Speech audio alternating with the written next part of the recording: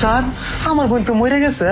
আহা এনে বুঝতেছি নাকি আনে মরলে মুখ দেখলে তো কাম হবো না, এটা ব্যাংক কিন্তু কাগজপত্রের প্রয়োজন, প্রুফের দরকার। স্যার এই যে ডেথ সার্টিফিকেট।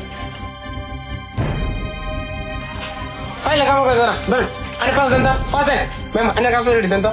স্যার আমার টাকাটা খুব প্রয়োজন, সত্যি কইতেছি আমরা অনেক গরিব মানুষ, চেয়ার হলে বহুত উপকারেও আমার স্যার।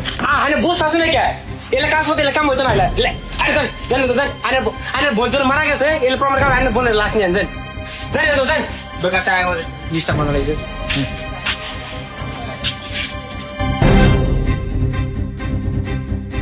জানি তো জান আনে আনে বোনজন মারা গেছে এলে প্রমাণ কাম আনে বোনের লাশ নিয়ে আনছেন আনে বোনের লাশ নিয়ে আনছেন আনে বোনের লাশ নিয়ে আনছেন।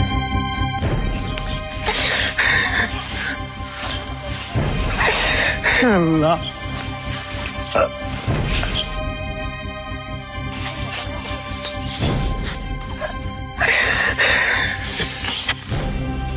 হে আল্লাহ, তুমি আমার কেন এত গরিব বানাইলে আল্লাহ।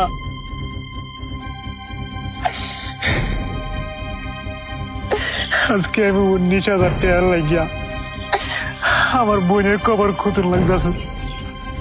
বোন তুই আমার মাফ করে দিস, 5,000 টাকার ঋণ পাইব, এই ঋণের চাপ আমি আর সহ্য করতে পাইতেছি না, তাই বাধ্য পইরা তোর কবর খুতুন লাগতেছে।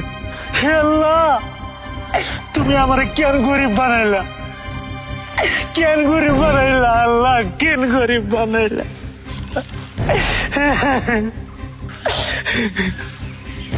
বোন তুই করে মাফ করে দিস বোন।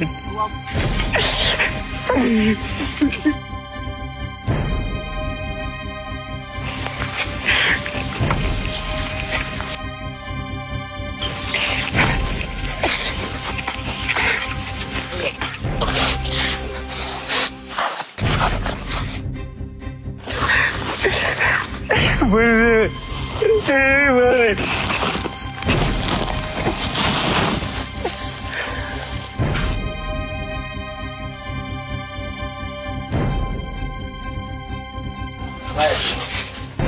স্যার এই যে আমার বোনের লাশ।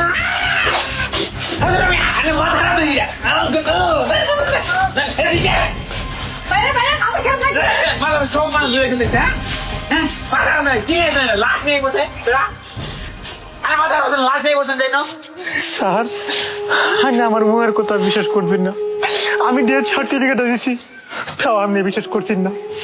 এখন আমার বোন 2 মাস আগে মারা গেছে, আমি আমার বোনের লাশ নিয়েছি, তা এখন তো আমার বোনের টাকাটি দিবেন দেয়া। তাই বলা তুমি কবর থেকে লাশ উড়াই নিয়ে যাবে নাকি? হ্যাঁ তুমি মাথা খারাপ আছে নাকি? স্যার আমার টিয়ার অনেক প্রয়োজন। কি বুঝলেন ভাইরা, টাকার জন্য মানুষ কত টুক নিচে নামতে পারে। গরিব বুলা কি সে মানুষ না? তাকে কি আল্লাহ সৃষ্টি করে নাই? আপনি বড় লোক বুইলা একটা গরিবের লোকে এরকম ব্যবহার করবেন? আপনি তো মরলে একদিন সেই মাটির কবরেই যাবেন, আপনারও হাড় শরীরের মাংস সব পচে মাটির সাথে মিশে যাবে। তাই আর অহংকার নয়, গরিব ধনী সবাই আমরা মানুষ, মানব জাতি।